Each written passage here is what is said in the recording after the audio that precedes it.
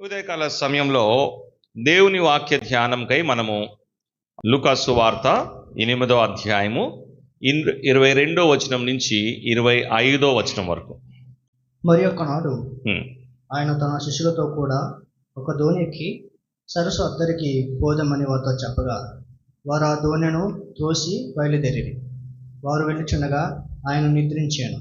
అంతలో గాలివాన సరస్సు మీదకి వచ్చి దోణి నీళ్లతో నిండినందున వారు అపాయకరమైన స్థితిలో ఉండిరి. కనుక ఆయన యొద్దకు వచ్చి ప్రభువా ప్రభువా నశించిపోవచ్చున్నామని చెప్పి ఆయనను లేపిరి. ఆయన లేచి అని వారితో అనేను. అయితే వారు భయపడి ఈయన గాలికిని నీళ్ళకి ఆజ్ఞాపించగా అవి లోబడుచున్నవే, ఈయన ఎవరో అని ఒకరితోనొకరు చెప్పుకొని ఆశ్చర్యపడి. రైట్, చదువుబడిన ఈ లేఖన భాగముని ప్రభు మనకై దీవించును గాక. మనం ఎక్కడి నుంచి ప్రారంభించుకున్నామంటే సువార్తల నుంచి ప్రారంభించుకుందాం. బైబిల్ గ్రంథంలో 4 వ్యక్తులు సువార్త రాశారు. 4 సువార్త అనొద్దు, సువార్త ఒకటే కదండి. జనరల్గా నేను ఒక ప్రశ్న వేశాను అనుకోండి, ఎన్ని సువార్తలు ఉన్నాయంటే మీరేం చెప్తారు? సువార్త ఒకటే, రాసిన వ్యక్తులు 4 కదండి. ఎన్ని సువార్తలు ఉన్నాయమ్మా? ఒక సువార్తే.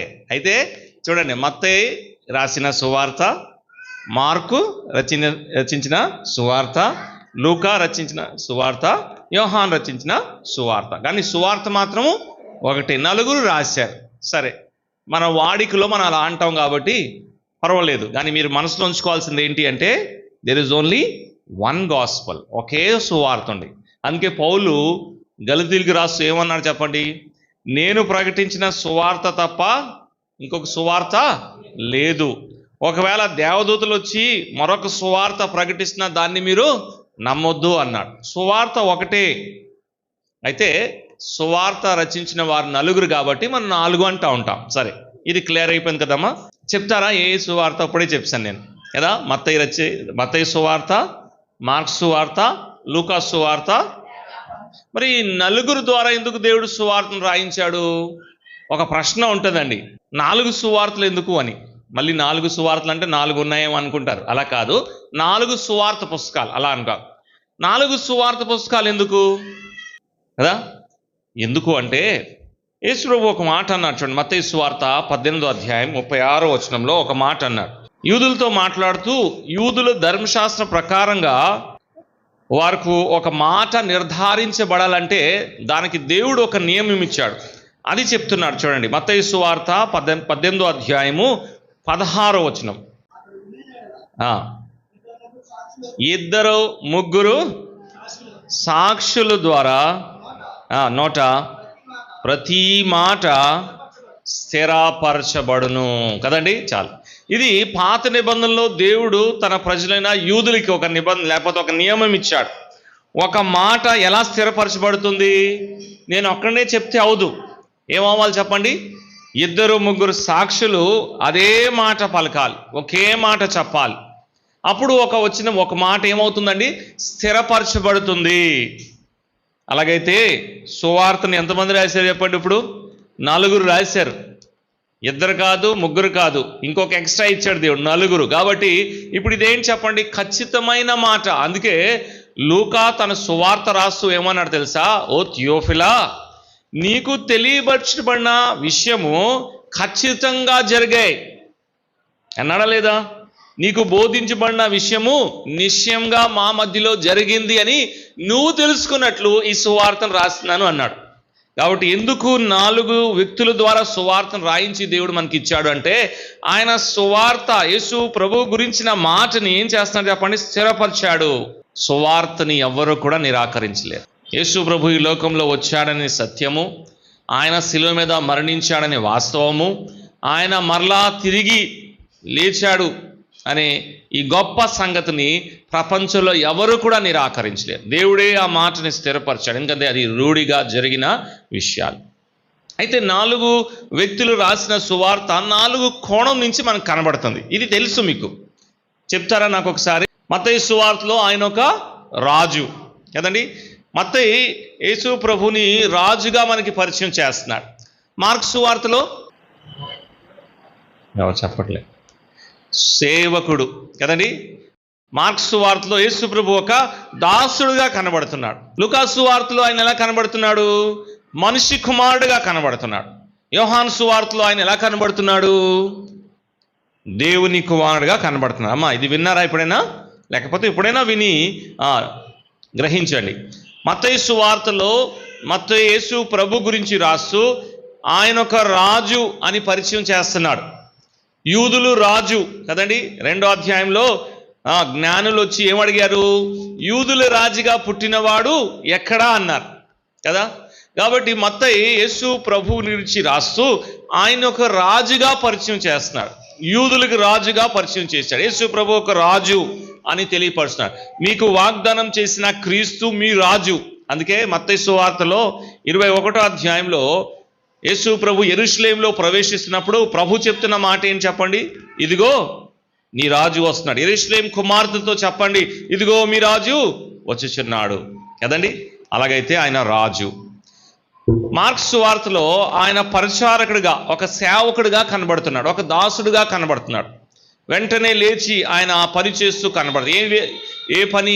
ఎవరైనా పిలిచినా, ఎవరైనా అడిగినా, ఎవరైనా ఏం చేసినా ఆ పనిని చేసేవాడుగా, మానవాళికి పరిచర్య చేసే వ్యక్తిగా కనబడుతున్నాడు మార్కు సువార్తలో. అందుకే మార్కు సువార్తలో ఒక మాట అన్నాడు యేసు ప్రభు. ఏమన్నాడు? మనిషి కుమారుడు పరిచారము పొందుటకు రాలేదు కానీ పరిచర్య చేయుటకు వచ్చాడు అన్నాడు. మార్కు సువార్తలో ఆయన సేవకుడిగా కనబడుతున్నాడు. లూకా సువార్తలో ఆయన మనిషి కుమారుడుగా కనబడుతున్నాడు, సన్ ఆఫ్ మ్యాన్. లూకా సువార్తలో ఆయన మనిషి కుమారుడుగా కనబడుతున్నాడు. అందుకే లూకా సువార్త 19వ అధ్యాయం 10వ వచనంలో ఏమన్నాడు? మనిషి కుమారుడు నశించిన దానిని వెదికి రక్షించుటకు వచ్చెను అన్నాడు. లూకా సువార్తలో ఆయన మనిషి కుమారుడు. యోహాను సువార్తలో ఆయన దేవుని కుమారుడు కదండి. యోహాను సువార్తలో ఆయన ఎవరు చెప్పండి? ఆయన దేవుని కుమారుడు. కాబట్టి 4 సువార్త ఈ విధంగా జ్ఞాపకం ఉంచుకోండి. మత్తయి సువార్తలో ఆయన రాజు, మార్కు సువార్తలో ఆయన సేవకుడు, లూకా సువార్తలో ఆయన మనిషి కుమారుడు, యోహాను సువార్తలో ఆయన దేవుని కుమారుడు. ఎందుకు ఈ 4 కోణాలు ఉన్నాయి తెలుసా? మన ప్రభువైన యేసు క్రీస్తు కడపటి ఆదాము. చెప్పండి, ఎవరు మన ప్రభువైన యేసు క్రీస్తు? ఆయనకి ఇచ్చిన మరొక పేర్లు ఏంటి? కడపటి ఆదాము. పౌలు కొరింథీయులకు రాస్తూ ఈ పదాన్ని వాడాడు ప్రభు గురించి. అలాగైతే మొదటి ఆదాము ఆదామే కదా. మొదటి ఆదాము ఈ 4 పోగొట్టుకున్నాడు. మొదటి ఆదాము ఏం చేశాడు చెప్పండి? ఈ 4 పోగొట్టుకున్నాడు. ఈ కడపటి ఆదాము ఈ 4ని మరలా తీసుకొస్తున్నాడు అనే విషయాన్ని తెలియపరుస్తూ 4 కోణం నుంచి సువార్త రాయబడింది. చూడండి, ఆదికాండ గ్రంథం 1వ అధ్యాయంలో మనుషుణ్ణి దేవుడు సృష్టించిన తర్వాత ఏమన్నాడు? ఈ భూమి మీద మీరు ఏలబడి చేయండి. ఆదికాండం 1వ అధ్యాయంలో ఆదాము రాజు. దేవుడు ఆయన్ని సృష్టించి ఏమన్నాడంటే ఈ భూమి మీద మీరు ఏలుబడి చేయండి, సమస్త జీవరాశుల మీద, పశువుల మీద, జలజంతువుల మీద, ఈ భూమి అంతటి మీద మీరు ఏలబడి చేయండి అని అధికారం ఇచ్చాడు. అదే కదా కీర్తన 8లో కూడా మనం చదువుతున్నాం. అలాగైతే ఆయన రాజు. కానీ ఏమైంది? సాతాను చేత మోసగించబడి ఆ రాజ్యత్వాన్ని పోగొట్టుకున్నాడు. 2వ అధ్యాయంలో మనం ఏం చూసుకుంటున్నాం? దేవుడైన యెహోవా ఒక తోట నాటెను, ఆ తోటని సేద తీయటకు, ఆ తోటలో పని చేయుటకు ఆదామును అక్కడ పెట్టాడు కదమ్మా, ఏదైనా తోటలో.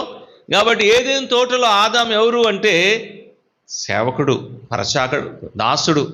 1వ అధ్యాయంలో రాజుగా కనబడుతున్నాడు, 2వ అధ్యాయంలో దాసుడుగా, సేవకుడుగా కనబడుతున్నాడు. పాపము చేసిన తర్వాత దేవుడు ఆయన్ని వెళ్ళగొట్టాడు కదా, మనిషి కుమారుడు అయ్యాడు. లేకపోతే ఇప్పుడు సామాన్యమైన ఒక మనిషిగా భూమిలో కాలయాపన చేస్తున్న వ్యక్తిగా ఆదాముని చూస్తున్నాం. అలాగైతే ఆదాము దేవుని కుమారుడు అని ఇదే లూకా సువార్తలో రాశాడు. చూడండి, లూకా సువార్త 3వ అధ్యాయం చివరి వచనం చదవండి. ఆదాము దేవుని కుమారుడు అని రాశాడు. చూడండి, లూకా సువార్త 3వ అధ్యాయము చివరి వచనం. కైనను ఏనోషుకును, ఏనేషు షేతుకును, షేతు ఆదాముకును, ఆదాము దేవునికు కుమారుడు. ఆదాము ఎవరయ్యా చెప్పండి? దేవుని కుమారుడు. కానీ ఇవన్నీ పోగొట్టుకున్నాడు. మొదటి ఆదాము రాజు, మొదటి ఆదాము పరిచారకుడు, దాసుడు, మొదటి ఆదాము మనిషి కుమారుడు, మొదటి ఆదాము దేవుని కుమారుడు కదండి. కానీ ఇవన్నీ కూడా పాపమును బట్టి ఏమయ్యాడు చెప్పండి? పోగొట్టుకున్నాడు. అందుకే కడపటి ఆదామైన మన ప్రభువైన యేసుక్రీస్తు, ఆయన రాజుగా వచ్చాడు, ఆయన దాసుడుగా పరిచర్య చేశాడు, ఆయన మనిషి కుమారుడుగా ఈ లోకంలో సంచరించాడు, ఆయన దేవుని కుమారుడు. ఆమె వచ్చిందా? 4 సువార్త వివరణ అయింది కదా. సరే, లూకా సువార్త 8వ అధ్యాయం 22వ వచనం. మరొక నాడు ఆయన తన శిష్యులతో కూడా ఒక దోణి ఎక్కి సరసి అద్దరికి పోదమని వారితో చెప్పగా. చాలు. ఎవరితో మాట్లాడుతున్నారు చెప్పండి? కొంచెం మాట్లాడండి అమ్మా, పర్వాలేదు. శిష్యుల్ని ఆయన ఎన్నుకున్నాడు, వారికి ఒక ప్రత్యేకమైన బిరుదు ఇచ్చాడు. 13వ వచనం. ఉదయమైనప్పుడు ఆయన తన శిష్యులను పిలిచి వారిని 12 మందిని ఏర్పరచుకొని వారికి అపోస్తులని పేరు పెట్టెను. యేసు ప్రభు తన శిష్యుల్లో నుంచి 12 మందిని ఏర్పరచుకొని వారికి అపోస్తులు అని పేరు పెట్టాడు. ఈ శిష్యులు ప్రభు చేత ఏర్పరచబడిన వారు, ప్రభు ద్వారా పిలువబడిన వారు. మార్కు సువార్త చూడండి 3వ అధ్యాయం. ఈ 2 పదాలని మనం పట్టుకుందాం. మార్కు సువార్త 3వ అధ్యాయం 13 చదువుదాం. 13. ఆయన కొండెక్కి తనకి ఇష్టమైన వారిని పిలువగా. మాట చూసారా? ఆయన తనకిష్టమైన వారిని పిలుచుకున్నాడు. తనకిష్టమైన వారిని ఆయన ఏం చేశాడంటే వేరుపరుచుకున్నాడు. వారికి అపోస్తులు అని పేరు పెట్టాడు. కాబట్టి ఇప్పుడు ఈ శిష్యులు ఎవరు చెప్పండి? పిలువబడిన వారు. ఎవరు చెప్పండి? పిలువబడిన వారు. ఇంకెవరు చెప్పండి? ప్రత్యేకింపబడిన వారు. ఎవరు పిలిచాడు? యేసు ప్రభు పిలిచాడు. ఎవరు ప్రత్యేకించాడు? యేసు ప్రభు ప్రత్యేకించాడు. అపోస్తలు అని పేరు ఎవరు పెట్టారు? యేసు ప్రభువే పెట్టాడు కదండి. కాబట్టి ఇప్పుడు ఈ శిష్యులు ప్రభుతో ఉంటున్నారు, ప్రభు పనిలో సహకరిస్తున్నాడు, పని అయిందే, పిలిచిన వాడు ప్రభువే, ప్రత్యేకించిన వాడు ప్రభువే.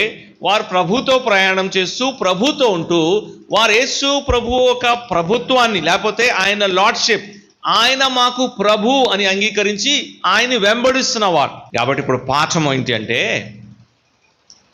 ఆయన ప్రభు కాబట్టి ఈ ప్రయాణాల్లో, ఈ పరిచర్యలో ప్రతి నిర్ణయము ఆయనదే.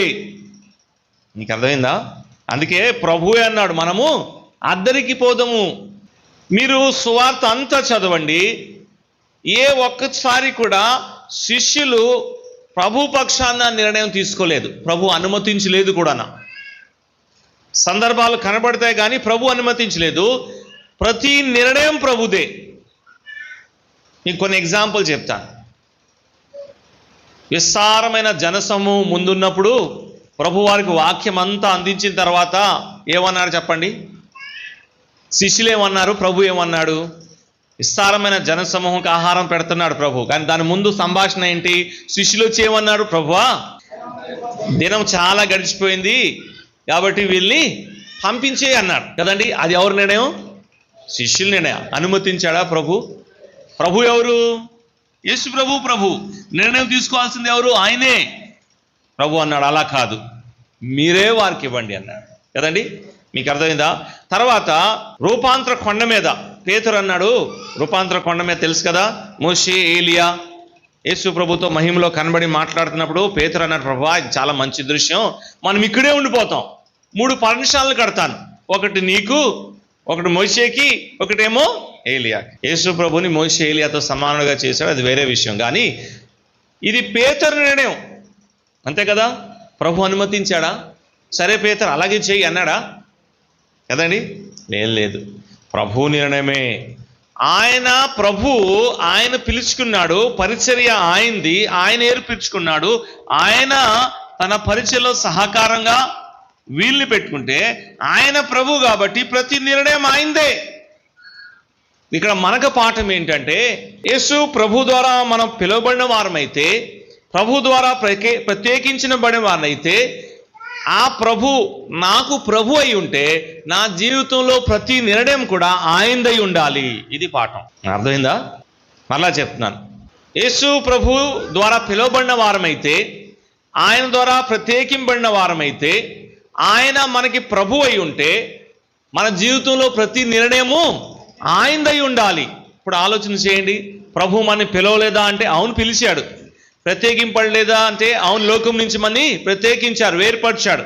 ఆయన్ని ప్రభువుగా మనం అంగీకరించాలంటే అవును అంగీకరించాం. కానీ ఒక వింత ఏంటి అంటే, ఆయన్ని ప్రభు అని చెప్తున్నాం కానీ నిర్ణయాలు మాత్రం సొంత నిర్ణయాలు తీసుకుంటున్నాం. మీకు అర్థమైందా? చేయట్లేదా? ఒకసారి చెప్పండి. ఆయనే ప్రభు అంటున్నాం, ఆయన ద్వారా పిలువబడిన వారం అంటున్నాం, ఆయన మనల్ని లోకం నుంచి వేరుపరిచాడు, ప్రత్యేకించాడు అని అంటున్నాం. కానీ మన జీవితాల్లో మనమే నిర్ణయాలు తీసుకుంటున్నాం, సొంత నిర్ణయాలు. నేను అంటాను, ఒక విశ్వాసి ఏ విషయంలో కూడా సొంత నిర్ణయం తీసుకోవడానికి వీల్లేదు. నేను సామాన్యమైన పనుల గురించి చెప్పట్లేదు. నేను ఆత్మ సంబంధమైన పని, సంఘంలో ఉన్న పరిచర్య, ప్రభు కొరకై జీవించే విషయంలో తీసుకోవాల్సిన బలమైన నిర్ణయాలు ఏదైనా సరే ఒక విశ్వాసి సొంత నిర్ణయం తీసుకోవడానికి వీల్లేదు. దేవుడు నీ సొంత నిర్ణయాల్ని ఎప్పుడు కూడా అనుమతించడు. ఒకసారి అనుమతించాడా, దాని ఒక పరిణామము నీవే అనుభవించాలి. గెరాసీన్ దేశంలో ఒక ఏంటది సేన అనే దయ్యం పట్టిన వాడు ఉన్నాడు కదండి. అతను ఏం తప్పేం మాట్లాడలేదు. ఏమన్నాడు చెప్పండి? ప్రభువా నేను నీతో కూడా వస్తాను. తప్ప ప్రభు బాగు చేశాడు కదా, సేన అనే దయ్యంని తీసివేశాడు, ఆ వ్యక్తిని బాగు చేశాడు. కాబట్టి ఈ వ్యక్తి ఏమన్నాడు? ప్రభువా నేను నిన్ను వెంబడిస్తాను, నీతో కూడా వస్తానంటే ప్రభు ఏమన్నాడు చెప్పండి? ఏమన్నాడు? నీ ఇంటికి వెళ్ళి నీ స్నేహితులకి, నీ ఇంట్లో వారికి ప్రభు నీ కొరకై ఏం చేశాడో చెప్పు అన్నాడు కదండి. ఆయన ప్రభుత్వము, హిజ్ లార్డ్షిప్ అంటాం. ఆయన నాకు ప్రభు అనే మాటలో ప్రతి నిర్ణయం ఆయనదై ఉండాలి. ప్రతి దైవికమైన నిర్ణయం, మన దృష్టిలో మంచిగా అనిపించే నిర్ణయం కూడా ఆయన ఆమోదన పొందాలి. అది అంటే ఎలాగా అంటే, ఈ వ్యక్తి అన్నాడు కదా, ప్రభువా నేను నిన్ను వెంబడిస్తాను, నీతో వస్తానని. ఇది ఇట్స్ ఏ గాడ్లీ డిసిజన్, మంచి దైవికమైన నిర్ణయమే. కానీ ప్రభు నిర్ణయం, దైవికమైన నిర్ణయం కూడా ఆయనదై ఉండాలి. ఇప్పుడు అనుకోండి, ఇది ఎలాగా వర్తిస్తుందంటే, నేను సువార్త పరిచర్య చేస్తాను, ఓకే, నా పూర్తి జీవితాన్ని ప్రభువుకి నేను అంకితం చేసి ఒక సువార్థికుడిగా నూతనమైన ప్రదేశంలో వెళ్ళి సువార్తని ప్రకటిస్తాను. ఇది మంచి ఆలోచన కాదా చెప్పండి? అవునా? ఇట్స్ ఏ మంచి ఆలోచన, దైవికమైన ఆలోచన. కానీ అలా అనుకుని వెళ్ళిపోవడానికి వీల్లేదు. ప్రభు పంపాలి. మీకు అర్థమైందా? ఏం చేయాలి చెప్పండి? ప్రభు పంపాలి. అది ప్రభు ఆమోదన పొందాలి. అది ప్రభు చిత్తము, అది ప్రభు నిర్ణయమే. అందుకే కదా ఆయన్ని ప్రభు అని పిలుస్తున్నాం. తీసుకోవాల్సిన నిర్ణయం అంతా నేను తీసుకొని, చేయవలసినన్ని కూడా నా ఇష్టానుసారంగా నేను చేసి, మళ్ళీ ఆయన నాకు ప్రభు అంటే లాభం ఏంటి? కానీ మనం అలా చేస్తున్నాం. వివాహ నిర్ణయాలు ఆలోచన చేయండి. అంతా మనము చూసుకొని, అంత మన ప్రకారంగా మనం ఆలోచించి మనం జరిపించే వారుగా లేమా? మళ్ళీ ఆయన ఏంటి చెప్పండి మనకి? ప్రభు. సంఘంలో పరిచర్య, సంఘంలో బాధ్యత కదండి. మనం అనుకుంటే కాదు, ప్రభు మనకి దయచేయాలి. అది ప్రభు చిత్తమై ఉండాలి. అది ప్రభు దృష్టిలో అంగీకారమై ఉండాలి. అది ప్రభు అనుమతించాలి అంతే. అపోస్తులైన పౌలు నేను అపోస్తులని అని అన్నాడు చాలా చోట. ఎలా అయ్యాడు అని పౌలుని అడిగితే ఏమంటున్నాడు చెప్పండి? ఇది నా చిత్తం కాదు, మనుషుల వల్ల ద్వారా కూడా కాదు, ఆయన చిత్తము నేను అపోస్తులుగా ఉండం కదండి. అలాగైతే ఒకసారి ఆలోచన చేస్తాం. ఆయన ప్రభు అని పిలుస్తాం, ఆయన ద్వారా పిలువబడాం, ప్రత్యేకించబడాం, ఆయనతో కూడా మనము జీవిస్తున్నాం. నిర్ణయాలు ఆయన తీసుకుంటున్నాడా, మనం తీసుకుంటున్నామా? సొంత నిర్ణయాలు తీసుకోవడానికి ఒక విశ్వాసికి అనుమతి లేదు. ప్రభు అనుమతిస్తేనే, నీ చిత్తం అయితేనే. అంతే కదా, మనం అదే కదా అనాలి ఎప్పుడును. సొంత నిర్ణయాలు తీసుకోవద్దు. ఇక్కడ పాఠం అది. ఇక్కడ ప్రభువే చెప్తున్నాడు వాళ్ళకి, మనం ఏం చేస్తాం చెప్పండి, అద్దరికి పోదాము. ఆయన మనకి ప్రభు అయితే మన జీవితంలో ప్రతి నిర్ణయము ఆయనదై ఉండాలి. ఓకేనా? సరే, రెండవది, ఇప్పుడు మొదటిది మనకు అర్థమైంది కదా. కాబట్టి ఇప్పుడు మనం ఏం చేయాలి? ఆయన ప్రభు అయి ఉంటే మన జీవితాన్ని ప్రతి నిర్ణయం ఆయన చేతికి అప్పగించి, ప్రభువా నువ్వేం చెప్తే అదే. అంతేనా? సరే, రెండవది చూడండి, వీళ్ళు ఏం చేశారు? మార్కు సువార్త 4వ అధ్యాయంకి వస్తాం అర్థం చేసుకోవడానికి. అక్కడ ఇదే సంఘటన మార్కు ఎలా రాస్తున్నారో చూడండి. మార్కు సువార్త 4వ అధ్యాయం 36వ వచనం చూడండి. 36వ వచనం. అద్దరికి పోదము అని వారితో చెప్పగా వారు జనమును పంపివేసి ఆయనను ఉన్న పాటున ఒక చిన్న దోణిలో తీసుకొని. ఇక్కడ యేసు ప్రభు చెప్పాడు కదా అద్దరికి పోదము అని. ఆ మాటని శిష్యులు జరిపిస్తున్నారు. కానీ ఏం రాశాడంటే ఆయన ఉన్న పాటున ఒక చిన్న దోణి ఎక్కించి వాళ్ళు తీసుకెళ్లారు. పాఠం నంబర్ 2, లెసన్ నంబర్ 2. శిష్యులు యేసు ప్రభు ఒక నిర్ణయాన్ని జరిపిస్తున్నారు. ప్రభువే అన్నాడు కదా అద్దరికి వెళ్దామని, అదే కదా చేస్తున్నారు. కానీ ఎలా చేస్తున్నారు? వాళ్ళకి అనుకూలంగా ఉన్నట్లు చేస్తున్నారు. ఇంక అర్థమైందా? ఉన్న పాటన యేసు అసలు ప్రభువుని అడగలేదు. సరే అద్దరికి వెళ్దాం అన్నాం కదా ప్రభువా, ఎటువంటి దోణి సిద్ధపరుస్తాం, ఎప్పుడు వెళ్తాం, ఎలాగెళ్తాం, ఈ డిసిషన్స్ కూడా తీసుకోవాలి కదా. ఉన్న పాటన యేసు ప్రభుని ఏం చేశారు చెప్పండి? ఒక చిన్న దోణిలో ఎక్కించి తీసుకెళ్తారు. అంటే యేసు ప్రభు మాటనే జరిపిస్తున్నారు. కానీ ఎలా జరిపిస్తున్నారు? వాళ్ళకి తోచినట్లుగా, వారికి అనుకూలంగా ఉన్నట్లుగా, as per their own convenience. ఇక్కడ రెండో పాఠం ఉంది. మనం కూడా చాలాసార్లు దేవుని చిత్తాన్నే చేస్తున్నాం కదండి. కానీ ఎలా చేస్తున్నాం? మనకు నచ్చినట్లుగా చేస్తున్నామా లేదా చెప్పండి? మనకు అనుకూలంగా ఉన్నట్లుగా, మనకి ఎలాగా ఫిట్ అవుతుందో, మనకి ఎలా సూట్ అవుతుందో దేవుని చిత్తమే. కానీ ఎలా చేస్తున్నాం చెప్పండి? As per our own convenience. మనకి చక్కగా ఉండి, మనకి ఎక్కడ ఏమి తగలకుండా ఏం చేస్తున్నాం అంటే దేవుని చిత్తమే. ఎవరన్నానంటే దేవుడే అన్నాడు. ప్రభు చిత్తమే చేస్తున్నాం, ప్రభు మాటనే జరిపిస్తున్నాం. కానీ ఎలా చేస్తున్నాం చెప్పండి? మనకు అనుకూలంగా ఉన్నట్లు. శిష్యులు అలాగే చేశారు. ఇక్కడ చాలాసార్లు మనం ఇలా చేస్తున్నాం. చాలా విచారకరమైన మాట. దేవుని చిత్తాన్నే చేస్తున్నామని చెప్తూనే ఏం చేస్తున్నాం చెప్పండి? మనకు నచ్చినట్లుగా చేస్తున్నాం, మనకి ఇష్టం వచ్చినట్లుగా చేస్తున్నాం. వాస్తవమే, ఆయన చెప్పాడు. మీరు ఎవరు బాధపడొద్దు, ఈ విషయాలు మామూలుగా చెప్పబడాలి కాబట్టి చెప్తున్నాను. కూడికలు పెట్టాలి అనుకుంటాం కదా లేదా? దేవుని చిత్తం కనిపెట్టాం. ఎవరు సేవకులు పిలవాలి, ఎప్పుడు పెట్టాలి, దేవుని చిత్తం. 5-6 తారీఖులు కూడికుంటాం అనుకున్నాం కదండి. తర్వాత ఏమన్నాం చెప్పండి? సమయం చెప్పారా బ్రదర్? కొంత లిబర్టీ తీసుకొని మాట్లాడుతున్నాను. మనం విశ్వాసులండి, మనం యేసు ప్రభు బిడ్డలము, మనం ఒకే తండ్రికి చెందినవారు. అందుకే ఆ స్వాతంత్రం ఉంది. 10 గంటలకు అనుకున్నాం. 10 గంటలకంటే మన చేతిలో బైబిల్ పట్టుకొని 11 గంటలకు వస్తున్నాం. ఇప్పుడు చెప్పండి, ప్రభు పనే చేస్తున్నాం, ప్రభు చిత్తానే చేస్తున్నాం. కానీ వచ్చింది ఎప్పుడు వస్తున్నాం? 11, 11:30. అంటే మనకు నచ్చినట్లు దేవుని చిత్తాన్ని జరిపించట్లేదా? కూడికలకు హాజరవ్వాలి, మందిరానికి రావాలి, ప్రార్థన చేయాలి. ఇవన్నీ దేవుని చిత్తం, దేవుని పని. కానీ మనం ఎలా జరిపిస్తాం? చాలాసార్లు మనకు అనుకూలంగా 11:30కి బైబిల్ పట్టుకొని మనం వస్తాం. మందిరానికే కదా వస్తున్నాను, నేను ప్రార్థనకే కదా వస్తున్నాను, కానీ నాకు అనుకూలమైన. యాక్చువల్గా ఒక మాట అన్నాడండి చూడండి, ఇది సమయాన్ని గురించి చక్కటి మాట. లూకా సువార్తలోనే ఉన్నాం కదా, 22వ వచనం చూడండి. 22వ అధ్యాయం, లూకా సువార్త 22వ అధ్యాయం 14వ వచనం చదువుదాం ఒకసారి. ఇది బాగుంటుంది, మనకి ఆచరించడానికి ప్రయత్నిస్తాం. లూకా సువార్త 22వ అధ్యాయం 14వ వచనం. ఆ గడియ వచ్చినప్పుడు ఆయనతో కూడా అపోస్తలును, అంటే ఆ గడియ వచ్చినప్పుడు, as per the appointed time అండి. ఆ గడియ వచ్చినప్పుడు యేసు ప్రభుతో వాళ్ళు ఉన్నారు, అంతే. మనము కూడా అంతే. విచారకరమైన మాట ఏంటంటే చాలాసార్లు దేవుని చిత్తమే చేస్తున్నాము, కానీ ఎలా చేస్తాం చెప్పండి? మనకు నచ్చినట్లుగా. వాక్యం ప్రకటిస్తున్నాం, దేవుడే అన్నాడు కదా వాక్యం ప్రకటించమని. వాక్యం ప్రకటిస్తున్నాం, కానీ ఎలా ప్రకటిస్తున్నాం? మనకు నచ్చినట్లుగా. చేయట్లేదా చెప్పండి?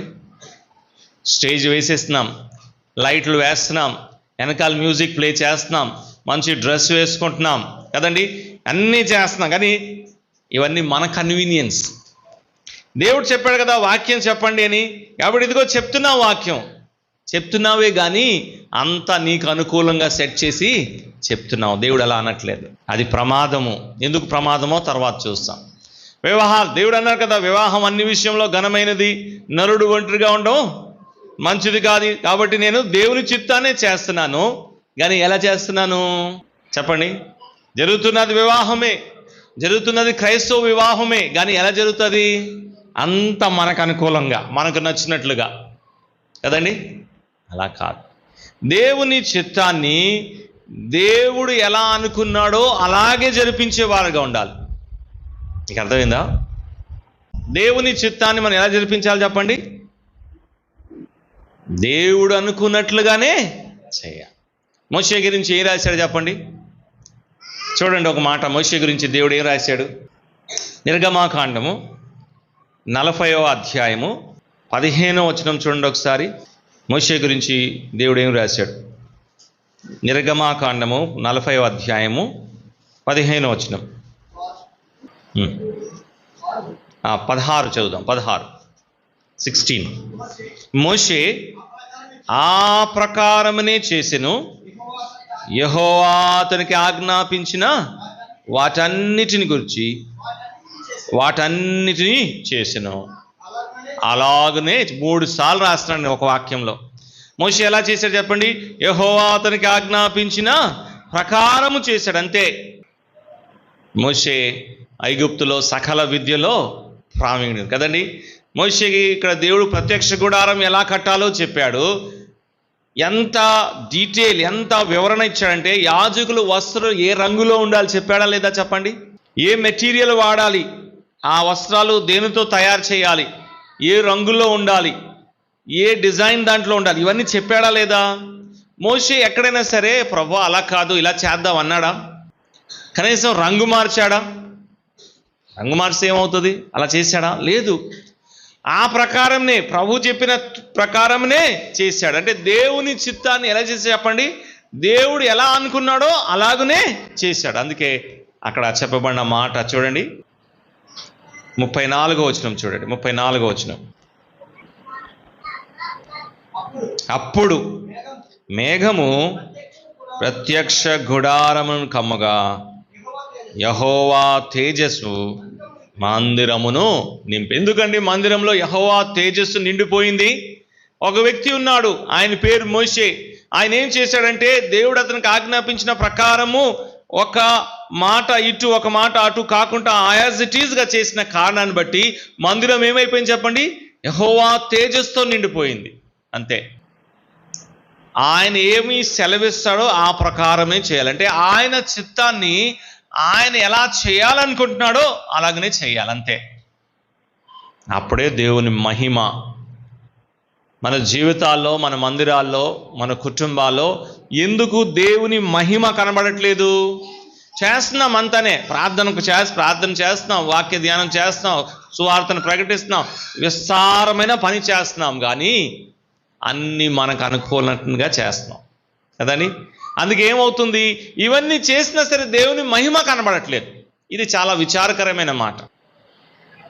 సో కూడికలు పెడుతున్నాం, పత్రికలు పంచుతున్నాం, సువార్తను ప్రకటిస్తున్నాం, ప్రార్థన చేస్తున్నాం, చాలా బాగుంది. ఇవన్నీ చేయమనే చెప్పాడు దేవుడు, కానీ ఆయన ఎలా కోరుకుంటున్నాడో అలా చేయని కారణాన్ని బట్టి ఆయన మహిమ మనకి ఎక్కడా కనబడట్లేదు. అది యోహాను సువార్త మనకు పరిచయమైన వాక్యమే కదా. 2వ అధ్యాయం 11వ వచనం చూడండి. యోహాను సువార్త 2వ అధ్యాయం 11వ వచనం. గలిలయలో కానాలో యేసు ఈ మొదట సూచక్రియ చేసి తన మహిమను బయలుపరచ. ఎప్పుడు ఈ మహిమ బయలుపరచబడింది? ఆయన మీతో చెప్పినది చేయుడి. వాళ్ళు చేశారా లేదా? వాళ్ళు చేశారు కాబట్టి యేసు ప్రభు ఒక మహిమ బయలుపరచబడింది. వాళ్ళు ఎక్కడ కూడా ఏ ఒక్క పాయింట్లో కూడా ప్రభు చెప్పినట్లు వాళ్ళు చేయకపోయి ఉంటే అసలు ఏ సూచక్రియ జరిగేదే కాదు, యేసు ప్రభు మహిమ కనబడేదే కాదు. మీకు ఒక మాట చెప్తాను, మీరు ఆలోచన చేయండి. ఇక్కడ వివాహం జరుగుతుంది కదా, ఈ వివాహం జరుగుతున్నప్పుడు మరి ఏమైందో తెలియదు కానీ ద్రాక్షరసం ఏమైపోయింది? అయిపోయినప్పుడు యేసుప్రభు ఏమన్నాడు చెప్పండి? మరియా చెప్పింది, ఆయన మీతో చెప్పింది, అవన్నీ తెలుసు. యేసుప్రభు ఏం చెప్పాడు? అక్కడ 6 రాతి బాణలు ఉన్నాయి, దాన్ని ఏం చేయాలి? మొత్తం అంచుల వరకు నింపివేయాలి. ఎవరు నింపారు? పరిచారకులను రాశారు. వీళ్ళు పంచుతున్నవారు, ఆల్రెడీ పంచుతున్నవారు, షార్టేజ్ వచ్చింది, ఇప్పుడు ఏం చేయాలో తెలియదు. కాబట్టి ఒక మాట ఆలోచన చేయండి. పరిచారకులే కదా మాట అక్కడ, పరిచారకులకి ఎంత ఉంటే సరిపోతుంది తెలుస్తుందా లేదా? ప్రభువా 6 రాత్రి బాణములు ఒకటి చాలు, ఇంత సరిపోద్ది అని ఎవరైనా మాట్లాడారా? నోరెప్పారా? వారికి నిజంగా తెలుసు ఎంత ఉంటే సరిపోతుంది కదండి, అవునా కాదా? ప్రభు చెప్పాడు 6 అంటే 6 అంతే, ఇంకేం మాట్లాడలేదు. అందుకే అక్కడ రాయబడిన మాట కదా, వారు ప్రభు చెప్పినట్లు వారు చేశారు. 7వ వచనంలో ఆ మాట ఉంటుంది. 7వ వచనంలో వారు ప్రభు చెప్పినట్లు చేసినట్లు మనకు కనబడదు. నీళ్లతో నింపుడు అని చెప్తే వారితో చెప్పగా వారు వాటిని అంచుల వరకు నింపేశారు. అంటే ప్రభువు చెప్పినట్లు చేశారు. సొంత ఆలోచన అవసరం లేదు, ప్రభువు చెప్పినట్లే మనం చేయాలి. ఇక్కడ ఇంకో మాట చెప్తాను. ఒక చక్కటి మాట రాశాడండి, నాకు చాలా ఇష్టమైన మాట. బ్రాకెట్లో రాశాడు 9వ వచనంలో. చూడండి 9వ వచనంలో, ఆ ద్రాక్షారసము ఎక్కడి నుంచి వచ్చానో ఆ నీరు ముంచి తీసుకొని పోయిన పరిచారకులకే తెలుస్తుంది కానీ విందు ప్రధానికి తెలియదు. ఇప్పుడు చూడండి, సామాన్యమైన నీళ్ళు ఏమయ్యాయి చెప్పండి? ద్రాక్షరసంగా మారింది. ఎలా మారింది? ఎవరికి తెలుసు చెప్పండి? పరిచారకులకే తెలుసు. అర్థమైందా? పరిచారకులకే తెలుసు. కాబట్టి ఈ సంఘటన ఎక్కడ జరుగుంటుందో మనకు తెలియదు. మనం అనుకుంటాం ఇది ప్రైవేట్లో ఎక్కడో కిచెన్ దగ్గర జరిగి ఉంటుందేమో అనుకుందాం. ఓకే, అక్కడ యేసు ప్రభు ఉన్నారు, పరిచారకులు ఉన్నారు, ప్రభు చెప్పాడు ఇలా నింపండి, వాళ్ళు నింపారు, ప్రభు చెప్పారు తీసుకెళ్ళి ఇవ్వండి, ఇచ్చారు, అది ద్రాక్ష. కాబట్టి ఈ పరిచారకులు ప్రభు వీళ్ళ మధ్యలోనే కదా ఈ సంఘటన జరిగింది. ఇప్పుడు వాళ్ళు బయటకు వచ్చి డిస్ట్రిబ్యూట్ చేస్తున్నారు అనుకుందాం. యేసు ప్రభు కూడా బయటకు వచ్చేసారు అనుకోండి. యేసు ప్రభు కూడా ఏమయ్యారు చెప్పండి? అవసరం తీరింది కదా, ప్రభు కూడా బయటకు వచ్చేసాడు.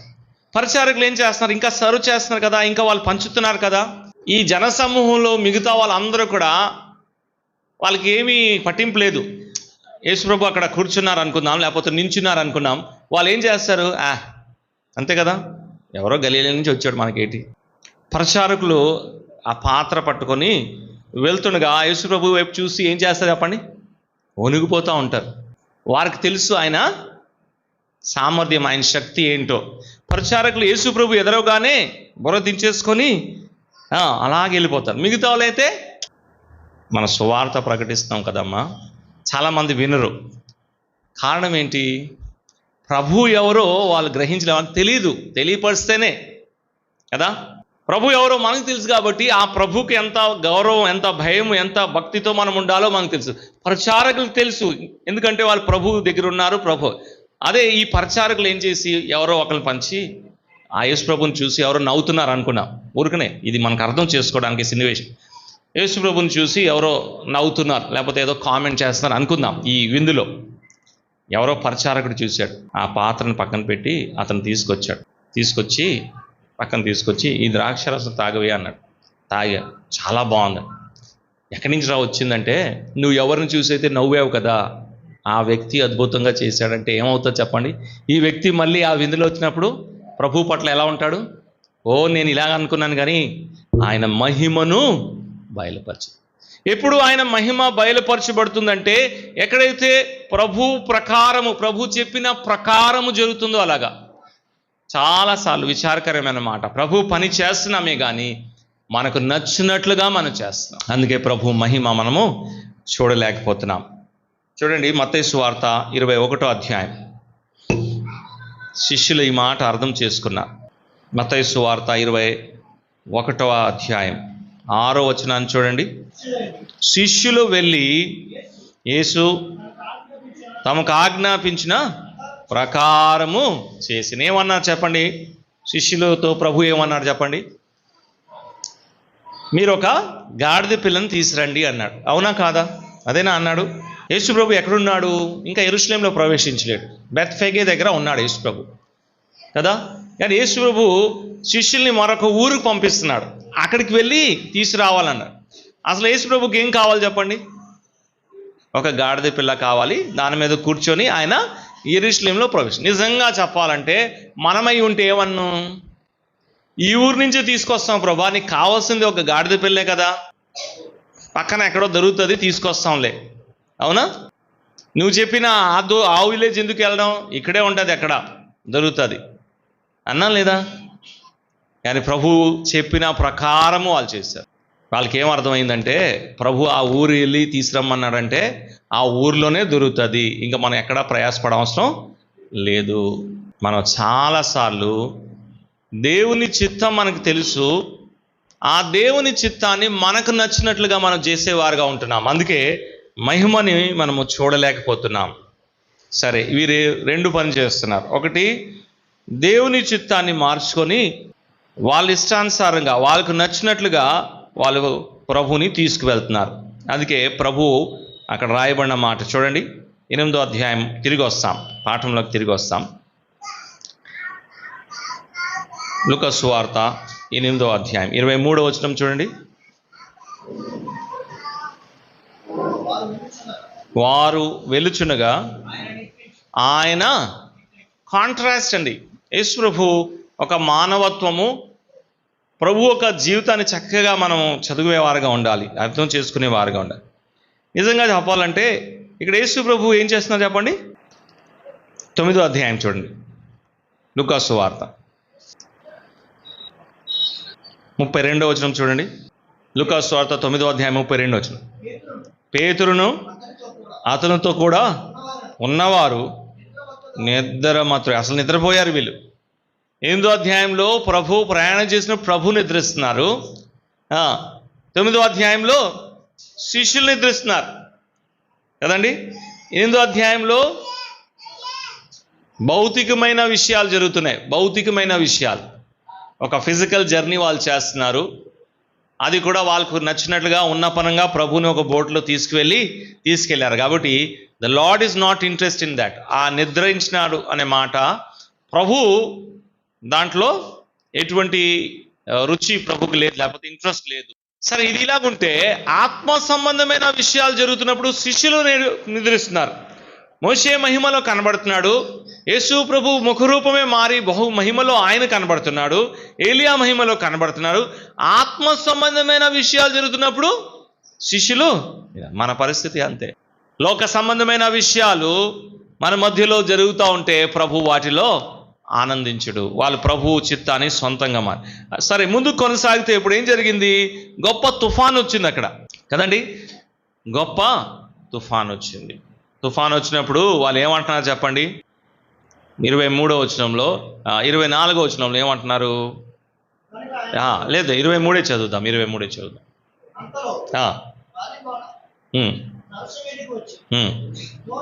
దోనె నేలతో నిండినందున వారు అపాయకరమైన, ఎందుకు అపాయకరమైన స్థితిలో వచ్చారు?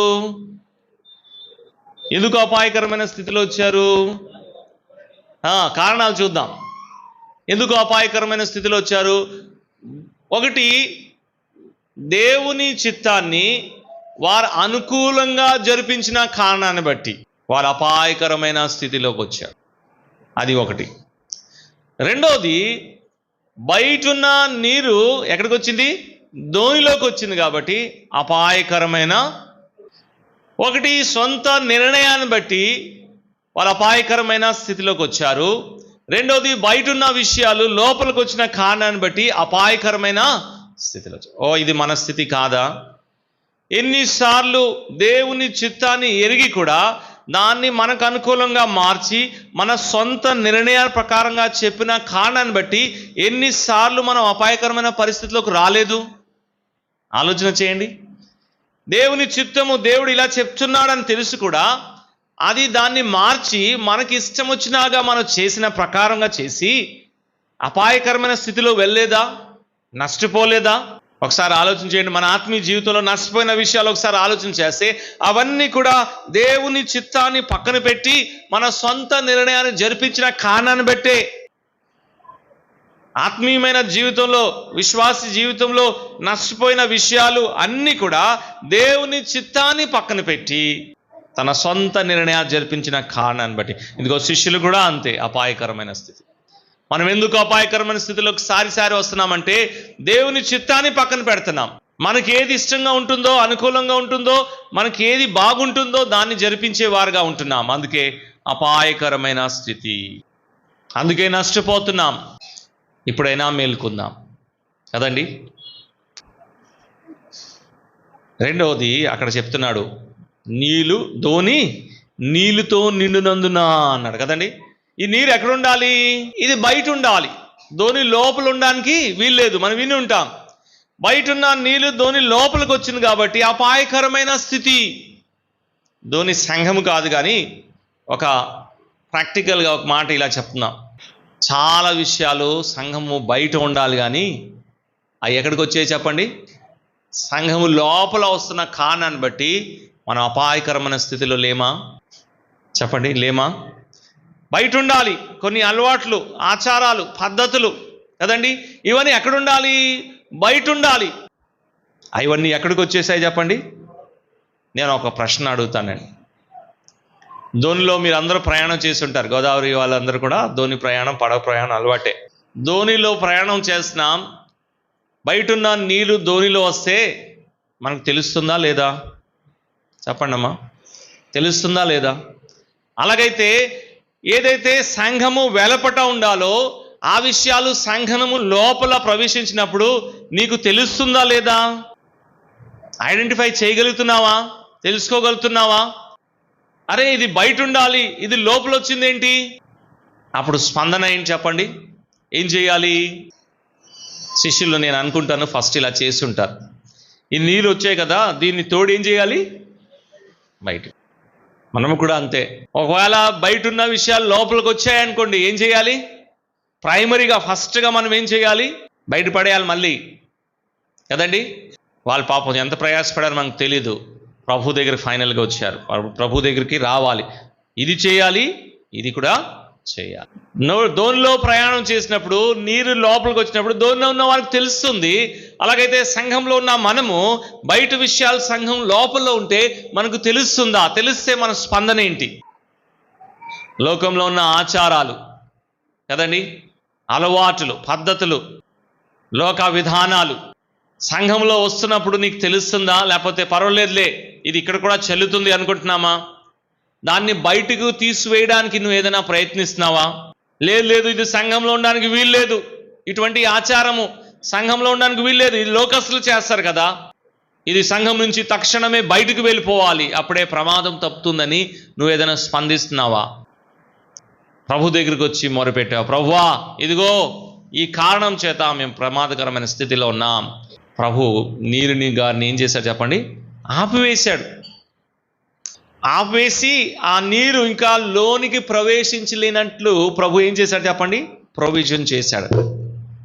ఇంకా నీరేం చేస్తున్నాయి చెప్పండి? లోపల రావట్లేదు. మనము కూడా అంతే, ప్రభు దగ్గరికి మొరపెట్టి ప్రభు సహాయంతో, ప్రభు యొక్క శక్తితో, సామర్థ్యంతో ఈ వెలపట ఉన్న విషయాలు లోపలగా రాకుండా ఉండడానికి మనం ఏం చేయాలి? ప్రభు దగ్గర వేడుకోవాలి. ప్రభు ఇప్పుడు వారు వచ్చారండి పాయింట్కి. నెమ్మది అయింది కదా. ఇప్పుడు ఏమంటున్నారు చెప్పండి?